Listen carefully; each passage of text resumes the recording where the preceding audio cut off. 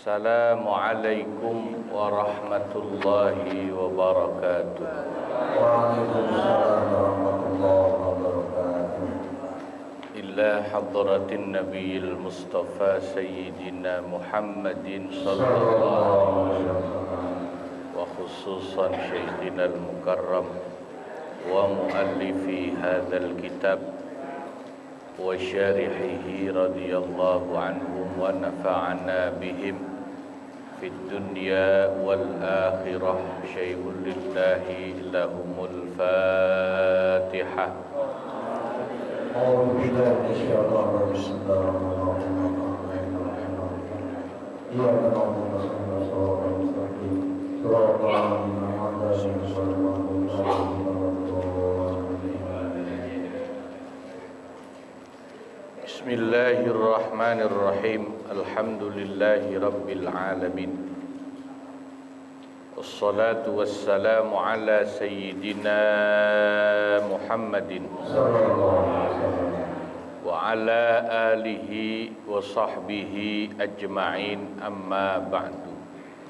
Al-mukarramun wal mukarramat, para asatidzah dan para guru, wabil khusus Bapak Kiai Haji Muhammad Misjan, Bapak Kiai Haji Ahmad Habibi, Bapak Kiai Haji Abdul Hamid Mustafa, juga sahibul wilayah wal masjid Bapak Kiai Haji Muhammad Syatibi, pengurus Majelis Ta'lim Ukhuwah Islamiyah Bapak Ustadz Haji Muhammad Basrain dan Bapak Ustadz Haji Muhammad Tahir,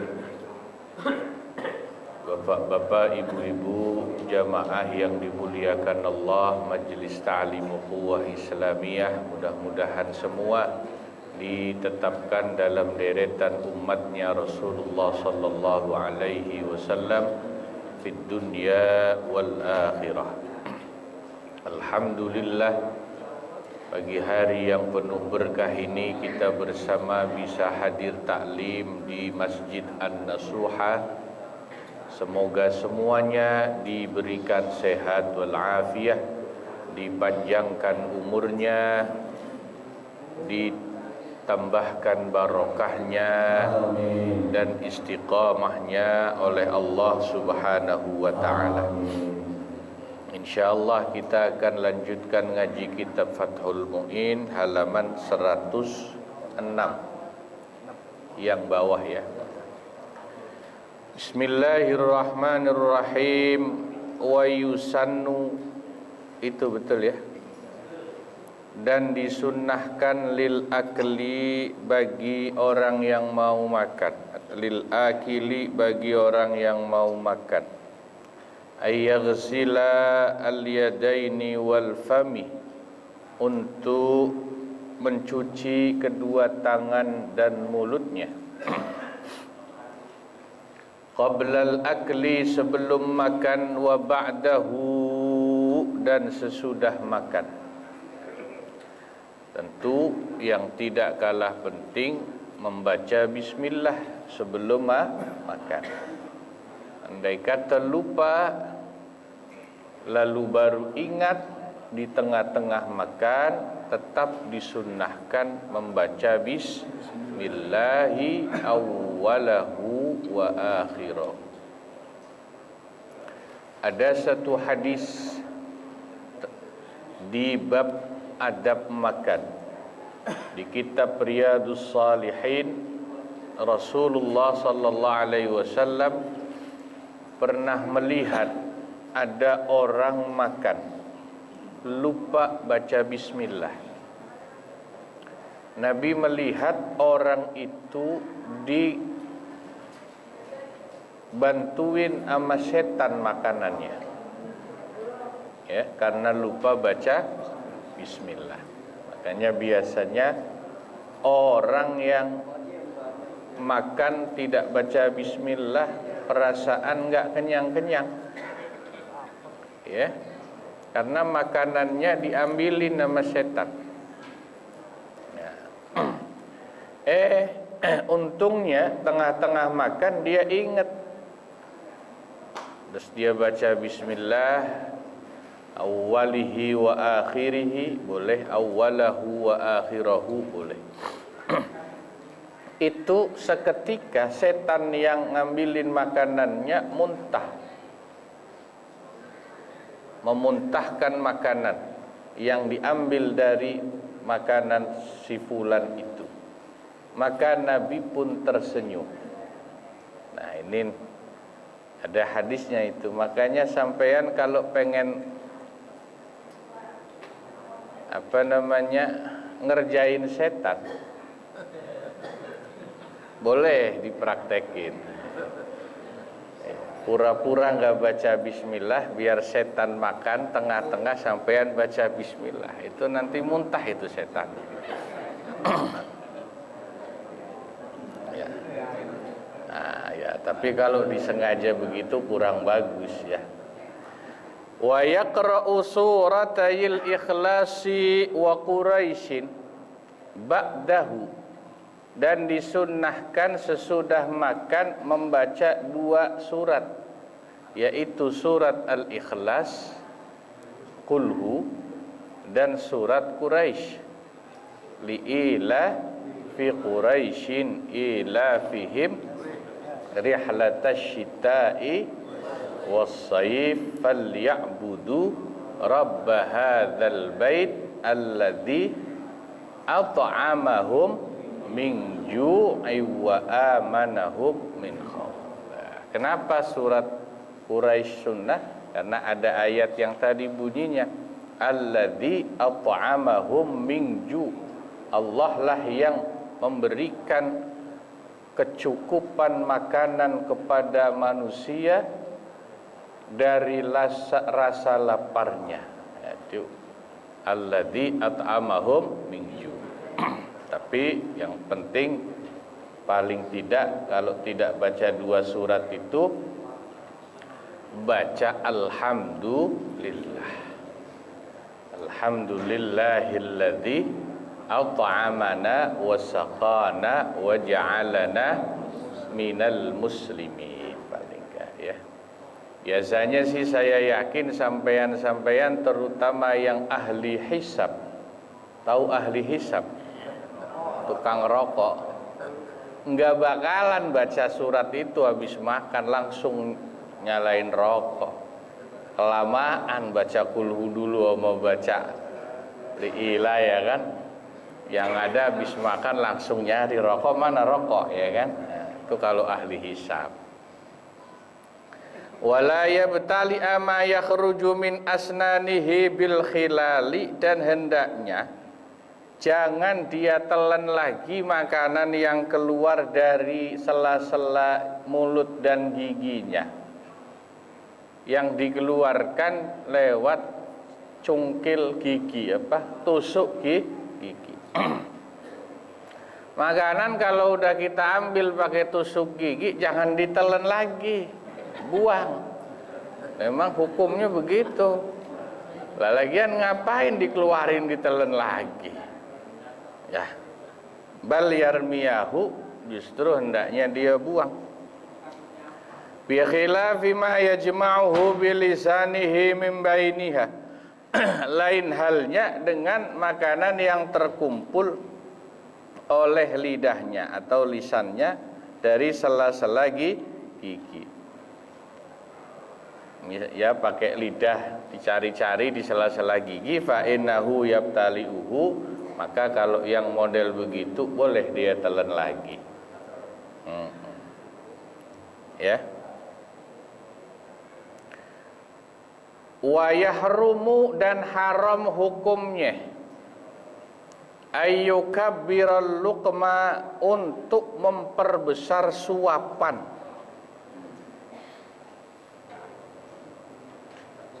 Paham gak nih? Nabi kan karena dulu makannya roti sama korma 3 jari ya. Mohon maaf, ibu konsen kalau ini. Oh gitu ya. Iya. Ibu konsen. Tes, oh iya, gedean ini. Jangan pakai ini. Ya. Nah, kalau saya sampai ya karena makannya nasi biasanya 5 jari ya, nggak 3 jari lagi nih. Ya nggak apa-apa asal yang proporsional. Nggak boleh mentang-mentang 5 jari, rawungnya semaunya,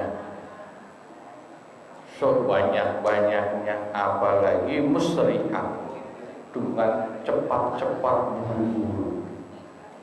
Hatta yastawfiya aktsarut ta'am, sehingga dia bisa mendapatkan jumlah makanan yang lebih banyak. Wa yuhrimu ghairahu, apalagi makan bareng sama orang itu membuat orang lain terhalang atau ya ngambil jatahnya, menghalangi jatah orang lain. Habis ngaji ini misalnya ukhuwah disiapin makan pakai nampan misalnya, tapi kadang-kadang suka bener sih ya, makan bareng-bareng nggak boleh Pak, ambilnya seenaknya, kan satu nampan berapa, 3-4 orang misalnya ya. Nah yang lain kan jatahnya ya berkurang, kita ngambil begitu, itu haram itu ya yang normal saja. Walau dakhala, apabila seseorang masuk lewat ala akilina, di depan orang-orang yang sedang makan. Orang-orang pada makan, dia lewat. Fa'adinu lahu, maka yang lagi pada makan itu mengizinkan, mengajak orang itu. Gimana? Boleh nggak kita ikut makan? Boleh makan, ikut nimbrung, boleh nggak? Lam yajuz lahul aklu ma'ahu, maka tidak boleh dia ikut makan bersama mereka. Ya.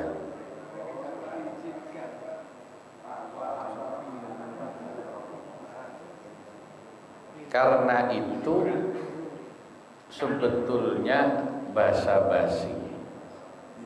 Tuh kalau mau tahu hukumnya, itu orang nawarin kita tuh basa-basi Pak, sopan santun, jangan dianggap serius.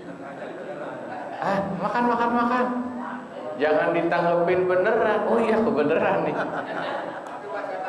basa-basi itu mah.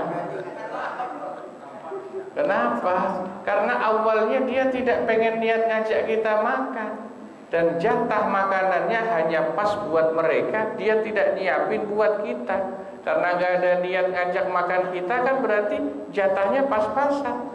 Kalau kita tanggepin beneran, itu kita ngurangin jatah mereka. Iya.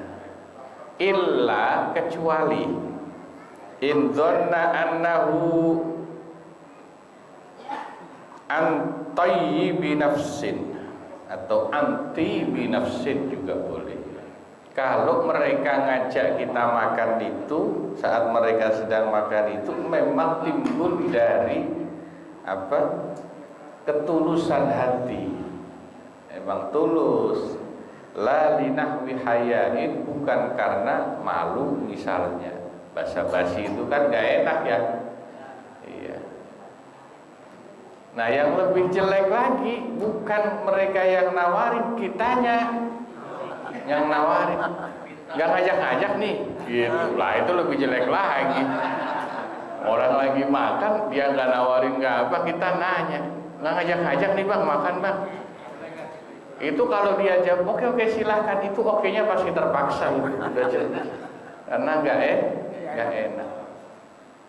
Ya, kemarin malam Sabtu ngaji hadis Riyadhus Shalihin, bab menerangkan sifat ghina. Ghina itu apa ya, bahasa Jawanya semugih, tidak butuh, tidak mengharap kecuali sama Allah, tidak mengharapkan manusia pemberiannya. Jadi lapar jangan bilang, "Bang, lapar nih, makan dong."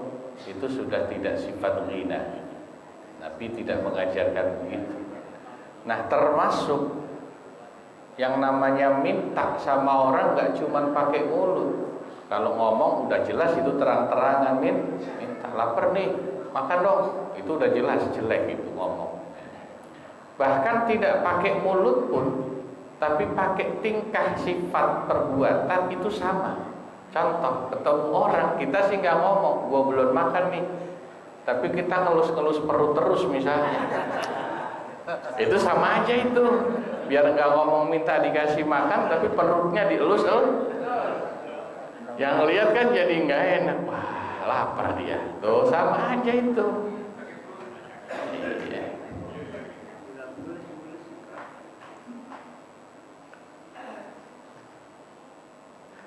Wala yajuzu, dan tidak boleh hukumnya lidhaifi, bagi seorang tamu saat sedang makan bersama tuan rumah.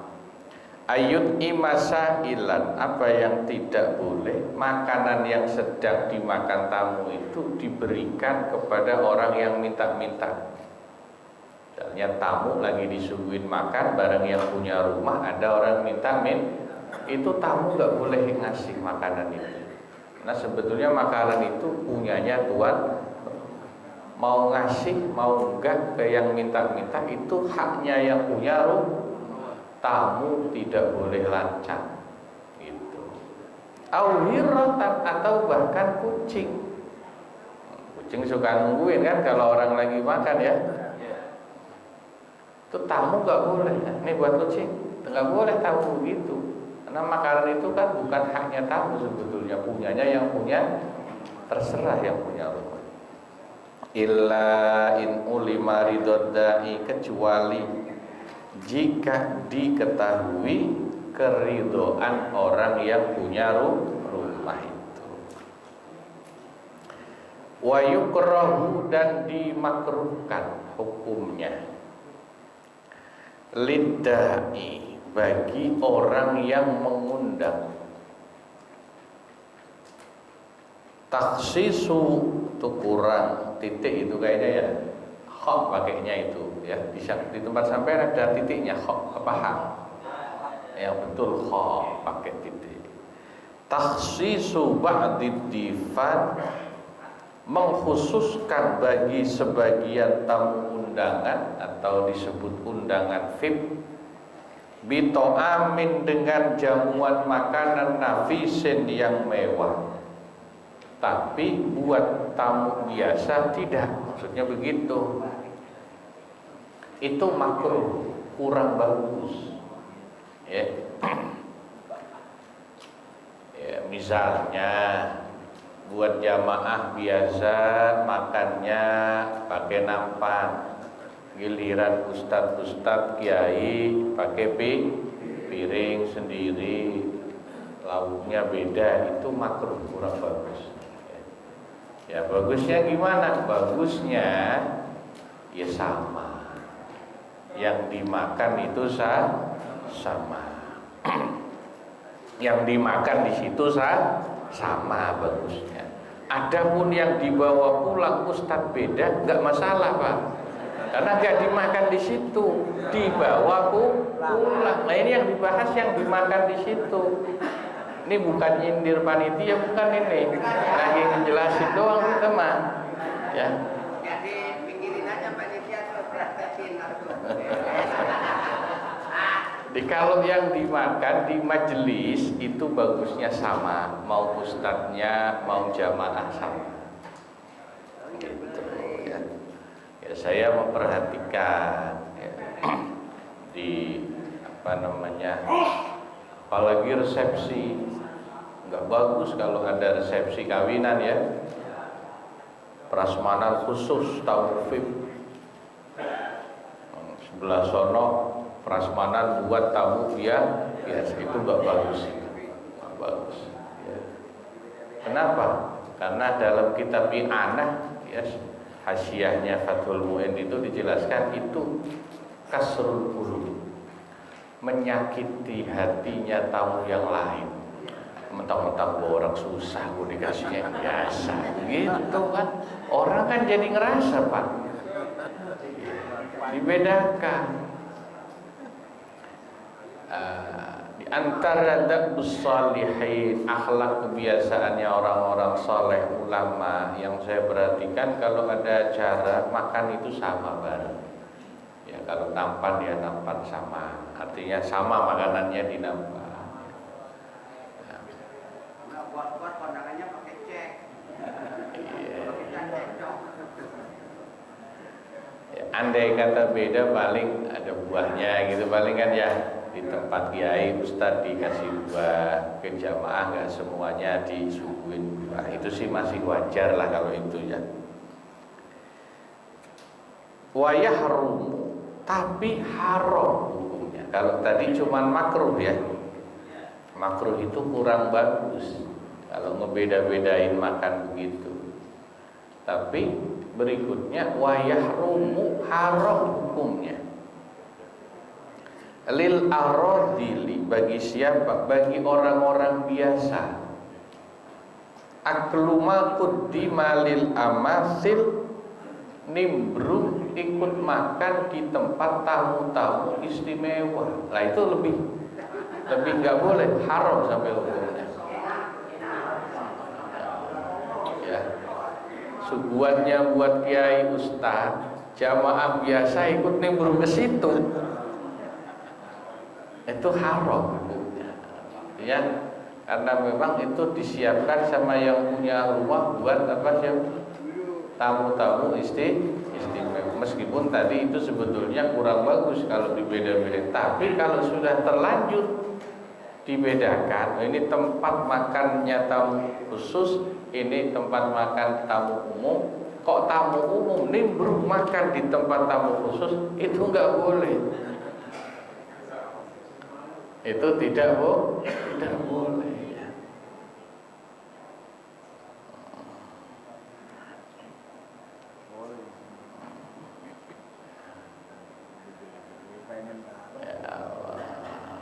Ya, paling enak ya bareng, paling enak bareng.